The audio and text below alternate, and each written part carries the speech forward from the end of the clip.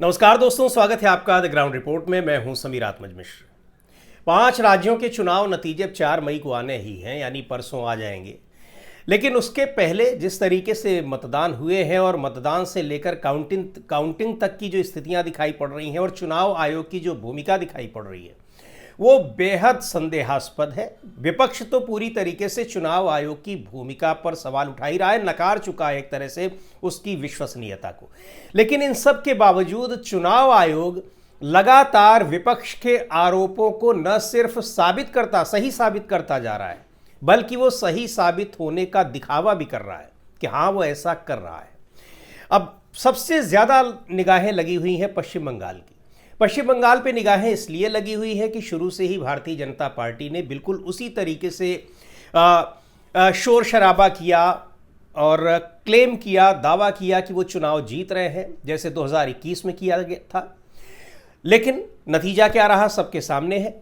इस बार भी बिल्कुल वही शोर शराबा और सारी जो संवैधानिक प्रक्रियाएं हैं, संवैधानिक तौर तरीके हैं, संवैधानिक जो परंपराएं हैं, सबको दरकिनार करते हुए हर कोशिश कर ली कि ये चुनाव जीत लिया जाए। एग्जिट पोल्स को भी लगा दिया गया कि वो ये बताएं कि हाँ, बीजेपी चुनाव जीत रही है, लेकिन इन सब के बावजूद बीजेपी वहां पर चुनाव हार रही है। क्यों हार रही है? इसके पहले कि हमने इस द ग्राउंड रिपोर्ट में 2 वीडियो किए हैं, उसमें आप स्पष्ट तरीके से देख सकते हैं, उसमें सुन सकते हैं, जान सकते हैं कि क्या वहां के राजनीतिक सामाजिक समीकरण कह रहे हैं, किस तरीके से वोटिंग हुई, वोटिंग परसेंटेज क्या बता रहा है और वहां की आम जनता क्या कह रही है। आप बहुत अच्छे तरीके से उसको देख सकते हैं। तो अब एग्जिट पोल्स की भी मदद ले ली गई, लेकिन चूंकि सच्चाई जो है वो सबको पता है, जो जाहिर सी बात है कि जिन्होंने वहां पर काम किया है, प्रचार किया है, जो वहां चुनाव मैदान में लगे हुए थे, उनको वास्तविक स्थिति का लगभग अंदाजा हो जाता है। ये एग्जिट पोल्स को अंदाजा भले न लग रहा हो वो किस दबाव में आकर इस तरीके के वो आंकड़े दे रहे हैं, लेकिन वहां पर जो चुनावी प्रक्रिया में लगे हुए लोग हैं उन सबको अंदाजा रहता है। पर देखिए, इन सब के बावजूद चुनाव आयोग क्या कुछ कर रहा है पश्चिम बंगाल में। अब स्ट्रांग रूम के भीतर, यानी आपने देखा कि मतदान के दौरान क्या कुछ हुआ, चुनाव उससे पहले ही मतदाता सूची में लाखों की संख्या में नाम काट दिए गए लोगों के, फिर मतदान के दौरान किस तरीके की लगातार धांधली की शिकायतें आईं, लेकिन कहीं किसी शिकायत पर संज्ञान नहीं लिया गया। उन कुछ जगहों पर रीपोलिंग कराई जा रही है जहां की शिकायत भारतीय जनता पार्टी ने की थी। सीधे सीधे ये दिखाई पड़ रहा है कि चुनाव आयोग के ऊपर विपक्ष जो आरोप लगाता है कि वो भारतीय जनता पार्टी के लिए काम कर रहा है, वो आरोप बिल्कुल सही दिखाई पड़ रहा है कि हाँ, वो भारतीय जनता पार्टी के लिए ही काम करता है। वो चुनाव आयोग कर ही नहीं रहा है, चुनाव आयोग ये बताना भी चाहता है कि हाँ, ये वही कर रहा है। अब एक दिन पहले जो स्ट्रांग रूम की रात में खबर आ रही है, शुक्रवार की रात को, देर रात को, कि वहां पर स्ट्रांग रूम में हेरफेर हो रही है, वो विजुअल्स जारी हुए। वो विजुअल्स, जाहिर सी बात है कि वहां सीसीटीवी कैमरे किसने लगाए हैं? वो सीसीटीवी कैमरे लगाए हैं चुनाव आयोग ने। चुनाव आयोग के लोग ही निगरानी कर रहे हैं, चुनाव आयोग के लोग ही उसको लगाने वाले हैं, वहां पर हैं, उसकी पहरेदारी कर रहे हैं, सब कुछ, सारा कुछ सिस्टम उनके नियंत्रण में है। उसके विजुअल्स बाहर आते हैं, लोग देखकर हैरान हो गए कि भाई ये क्या हो रहा है। और हो क्या रहा था, वहां पर ईवीएम से जो आरोप है तृणमूल कांग्रेस की कि ईवीएम से छेड़छाड़ की जा रही थी। बाद में वहां पर जबरदस्त हंगामा हुआ, वो भी आपने देखा होगा। खुद ममता बनर्जी वहां पर पहुंच गई, भवानीपुर की बात है, और वहां उन्होंने स्ट्रांग रूम के भीतर उनको जाने नहीं दिया गया, लेकिन वो कहीं गई वहां पर और 4 घंटे बैठी रही। जमकर वहां हंगामा हुआ, भारतीय जनता पार्टी के कार्यकर्ताओं ने उनको रोकने की कोशिश की। लेकिन बड़ा सवाल यह है कि स्ट्रांग रूम में किसी भी चीज के साथ, ईवीएम हो चाहे वो बैलेट पेपर्स हो, उनके साथ कोई छेड़छाड़ कैसे हो रही थी। देर रात वहां के मुख्य निर्वाचन अधिकारी हैं जो मनोज कुमार अग्रवाल, उन्होंने एक प्रेस कॉन्फ्रेंस भी की। उस प्रेस कॉन्फ्रेंस में उन्होंने कहा, देखिए दिलचस्प बात यह है कि उन्होंने स्वीकार कर लिया कि हां, वहां पर छेड़छाड़ हो रही थी।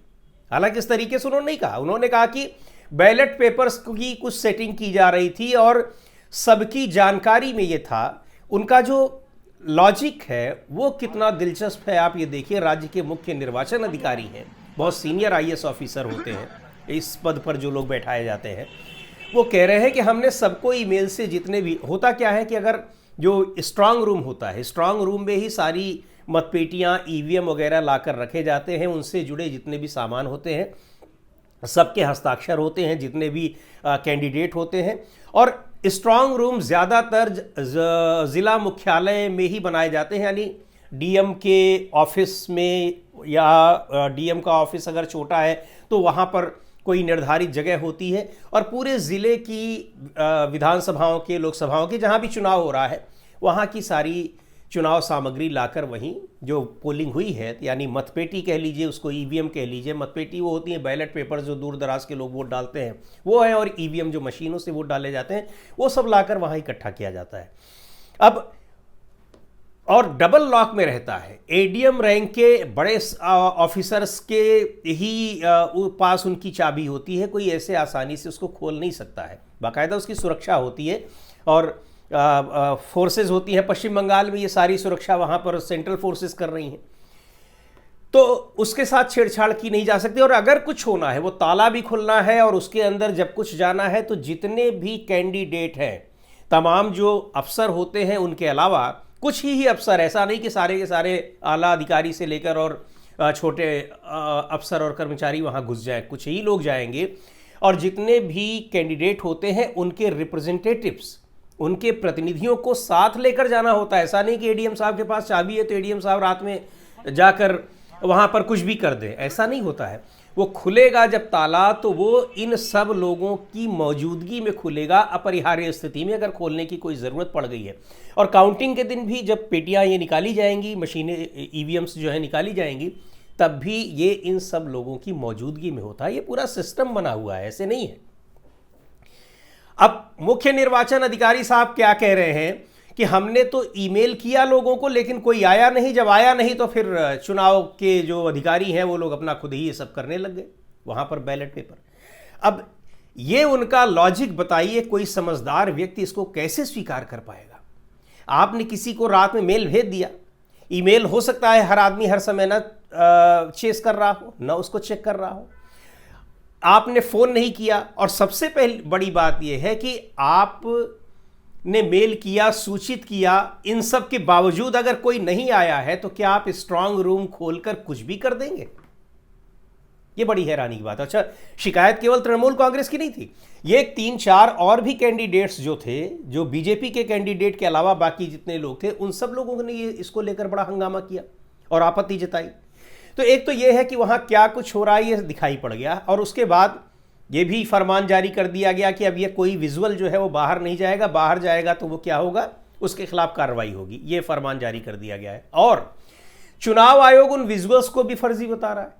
अरे भाई, वो आप ही के लगाए गए सीसीटीवी कैमरे के फुटेज हैं, उनको आप कैसे फर्जी बता देते हैं? अच्छा, दूसरी बात, पूरी चुनाव प्रक्रिया, यानी एक तरीके से चुनाव आयोग खुद स्वीकार कर रहा है कि हाँ हम फर्जीवाड़ा कर रहे हैं। यानी आप बुलाएंगे कैंडिडेट्स को, रात में फ़ोन कर देंगे, वो नहीं आया, उसके बाद आप वहाँ पर ताला खोलकर कुछ भी कर देंगे, एक ईवीएम हटाकर दूसरी लगा देंगे। यानी कहने का मतलब यही है।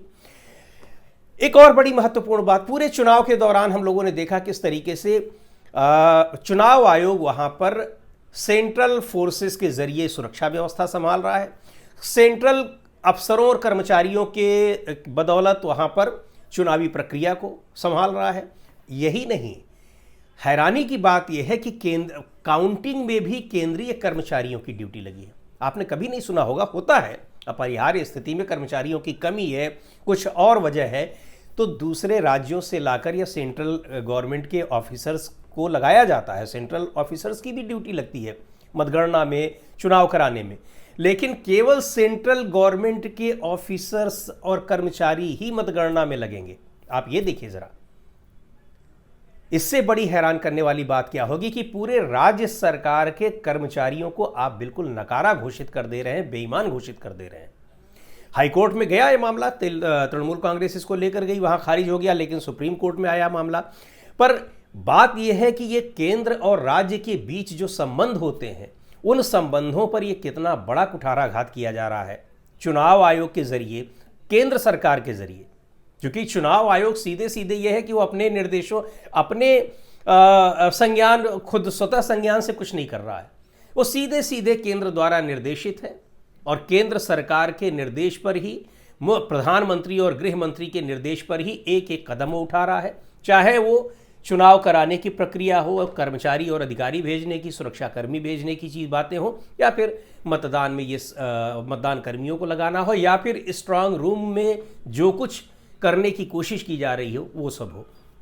अब स्ट्रांग रूम के बाहर और भी ज़्यादा पहरेदारी कड़ी कर दी है तृणमूल कांग्रेस ने, दूसरी विपक्षी पार्टियों ने, कांग्रेस पार्टी ने, लेफ्ट पार्टीज ने।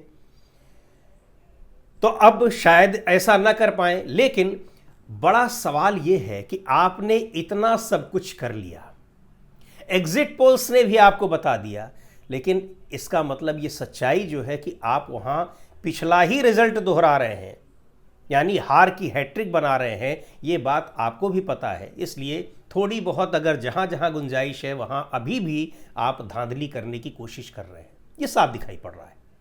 और चुनाव आयोग, दुर्भाग्य की बात है कि चुनाव आयोग इस पूरी प्रक्रिया में भारतीय जनता पार्टी का साथ नहीं दे रहा है, बल्कि भारतीय जनता पार्टी उसी के जरिए ये सारा कुछ काम करवा रही है, ये सारी धांधली करवा रही है।